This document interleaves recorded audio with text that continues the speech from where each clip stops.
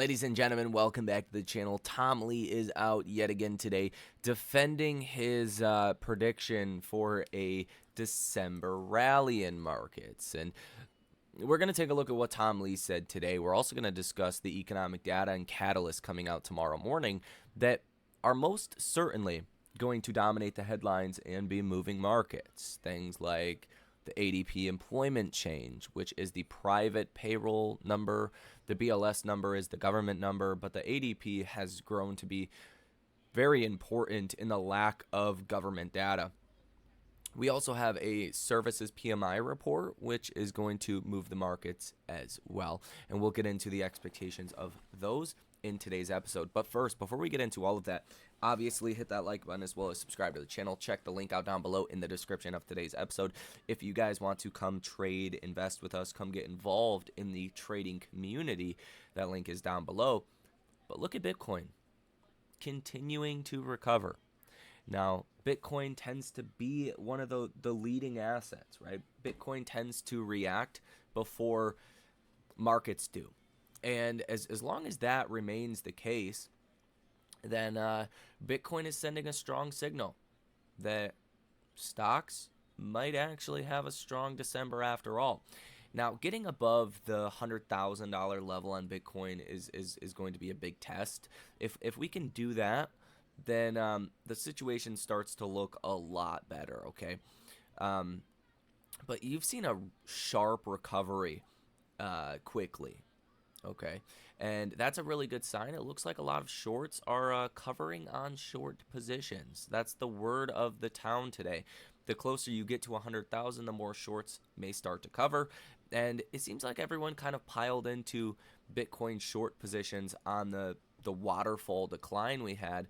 And that if that continues to unwind, that could be really good for Bitcoin and ultimately really good for stocks. You can see Bitcoin is back above its 20-day moving average at $90,326. So that's an important level on the downside that we want to hold above. Okay, so 90,000 on the downside, 100,000 on the upside are your big levels.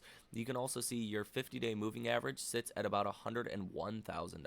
So coinciding with that, you get a break above 100,000, you could get back into the 112, 115,000 range pretty quickly, which on a percentage basis from here to get to like 110,000 is a 20% move in Bitcoin. 115,000 is a 26% move for Bitcoin. Individuals like Tom Lee believe Bitcoin could hit a new all-time high in December, which would be upside of roughly 37.5% from here. So if that were to happen, it would be very difficult for me to imagine we would not have some kind of broad market rally in that scenario. Now, before these things happen, we are going to be getting economic data coming out tomorrow, which will be moving markets a bit. Okay, so tomorrow morning we have the ADP employment change. Last month was 42,000 positive jobs. You're expecting 10,000 positive jobs for November, okay? So this data is for November. It's up to date. There's still a big question how the labor market is doing out there. Now, expecting 10,000 job ads is not great. Is it recessionary in this low hire, low fire economy? Maybe not, but it's uncomfortably close, okay? But, I'm not going to say I would love a 10,000 jobs report because I want to see as many jobs created as possible, right? But I think the markets would like that from a rate cut perspective, from a risk on trade perspective. You can see the conversation's really not about December 10th anymore. That's basically surefire that we're going to get a rate cut. There's going to be descendants, though, people that dissent. How many are there? How unanimous is this? That's going to be a question for December 10th. But the big question is what comes in January, okay? People like a Tom Lee think that we're going to have the Fed that gets more dovish, okay? We'll see. But the odds of a rate cut in January, on January 26th, yesterday were 25.4%. Today they're 27.3%.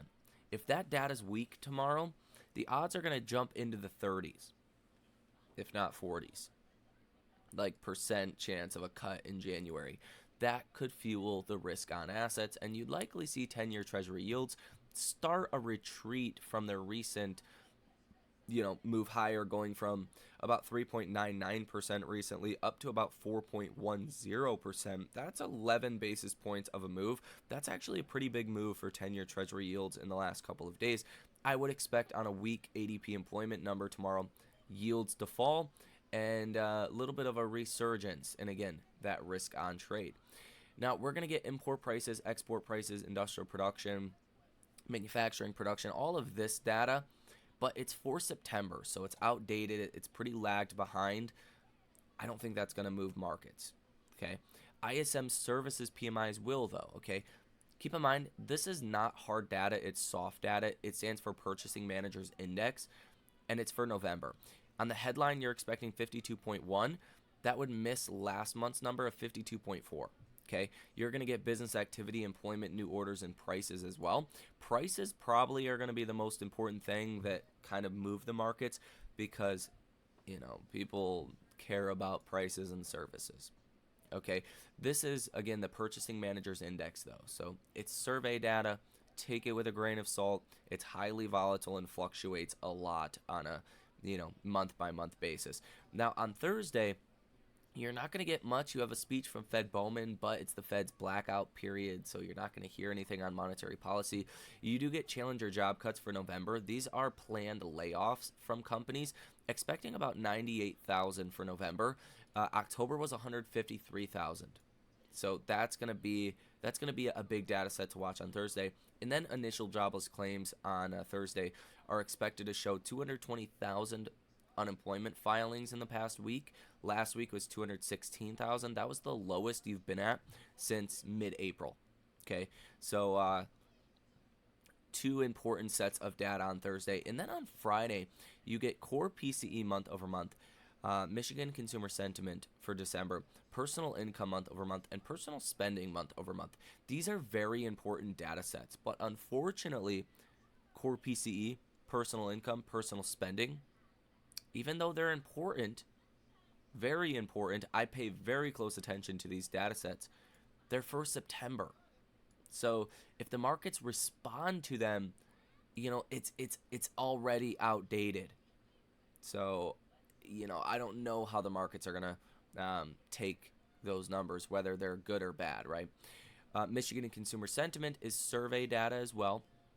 You'll get 5-year inflation expectations, consumer expectations, current conditions, and inflation expectations. This is for December. Again, it's survey data. It's highly political. About 75% of respondents are Democratic. So, Democrats. So they tend to have high inflation expectations, low economic expectations when there's a Republican government. Just what we've seen this year. Don't be shocked if that comes in not the greatest. But again, it's survey data. You want to take it with a grain of salt. Now, I do want to share with you what Tom Lee just said about a December market rally and why he's defending the call that stocks can have a really good December. So take a listen. Hi there, this is Tom Lee. I'm the Chief Investment Officer of Fundstrat Capital and the lead portfolio manager for Fundstrat's family of Granny Shot ETFs. This is our update for the week of December 1st. Just a reminder, a few weeks ago we launched the Granny Shot ETFs expanded family, GRNJ for Fundstrat mid-cap, small and mid-cap ETFs, and GRNI for Fundstrat's U.S. large cap and income ETF, which generates income using derivatives.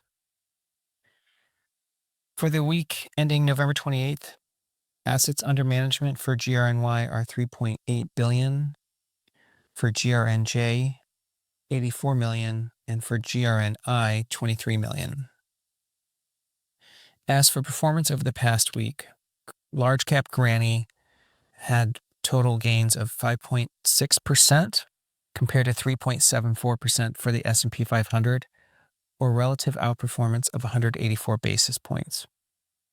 For GRNJ, the return over the past week was 8.2% compared to 4.9% for the Russell 2500, or 341 basis points of relative performance.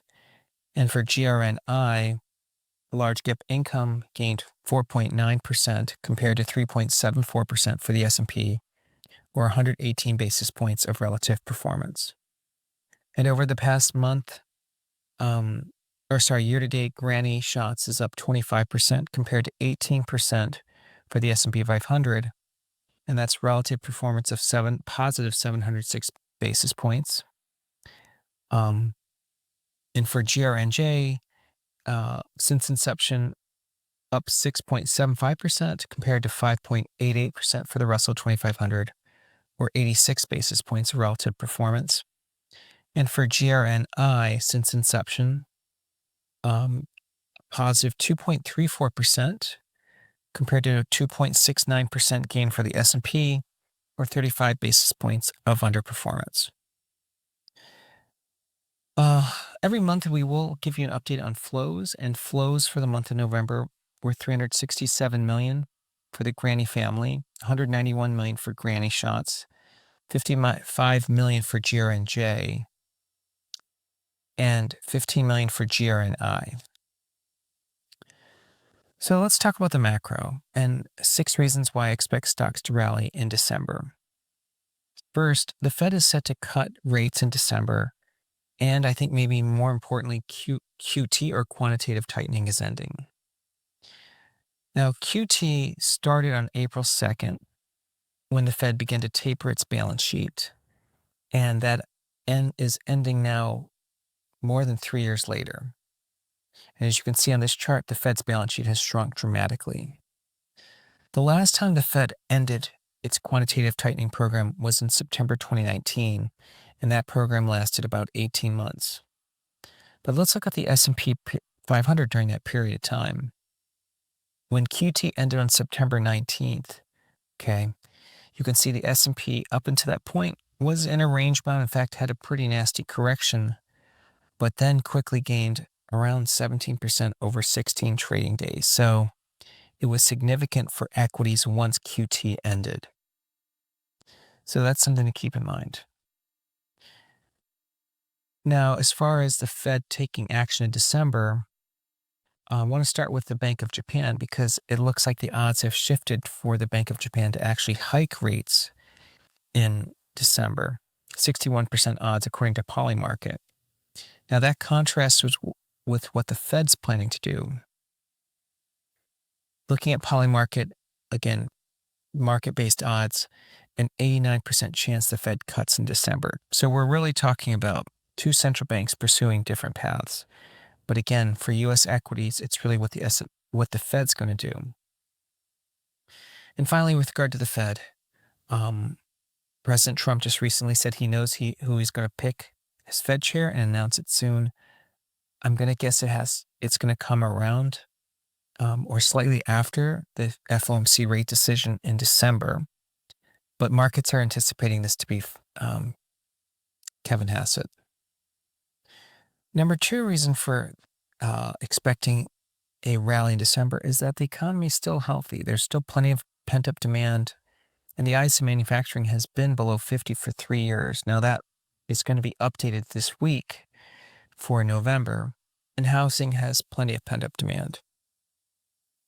Number 3, the government shutdown's over. We've had a blackout of economic data, and that markets don't like the lack of information. That's going to have a restoration of visibility.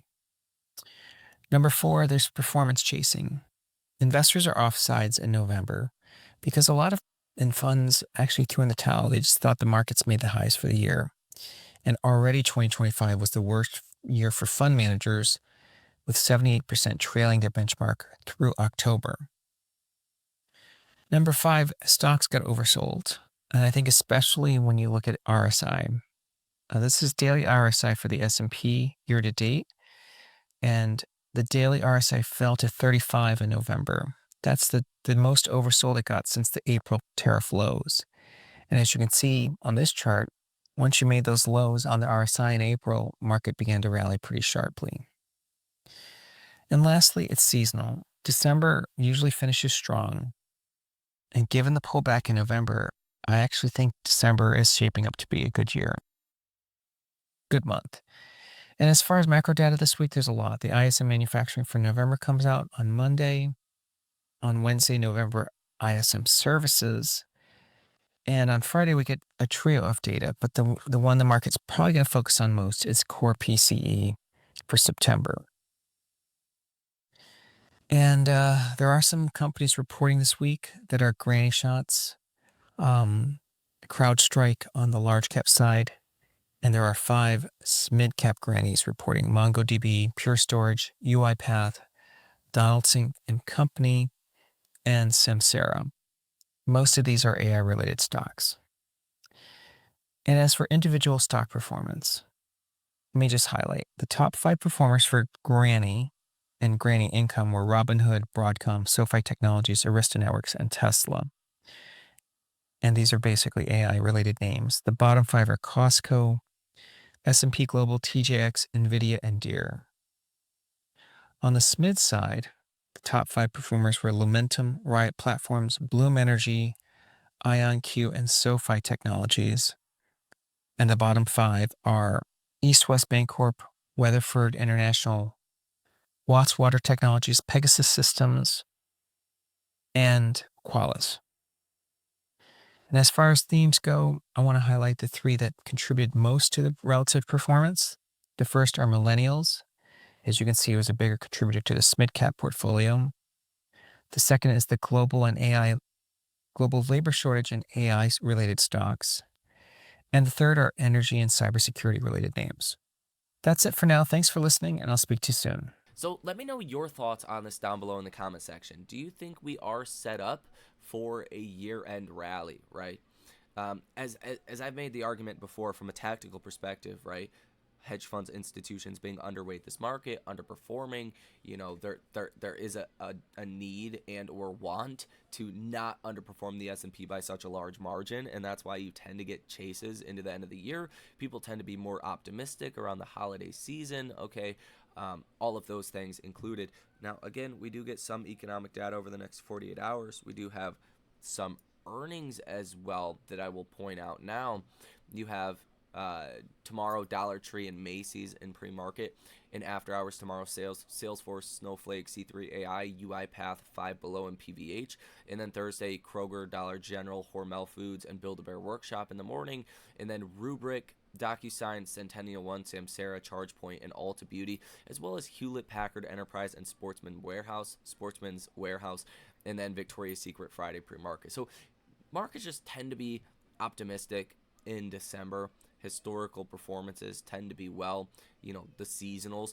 But also when you look at 2026, big beautiful bill, no tax on tips, no tax on overtime, changes in how companies can write off capital expenditures, real estate potentially picking up, a new Fed chair, like all of these things, inflation hopefully coming down, multiple Fed cuts next year. The situation looks good for 2026. AI is alive and well, if I have to point that out. Okay, we should all know that. But so even a year-end like chase makes sense, but a really good 2026 makes a lot of sense to me as well. So let me know your thoughts on this down below in the comment section. Hit the like button as well as subscribe to the channel if you've not done so already. Have a great rest of your day, and I will see you in the next one.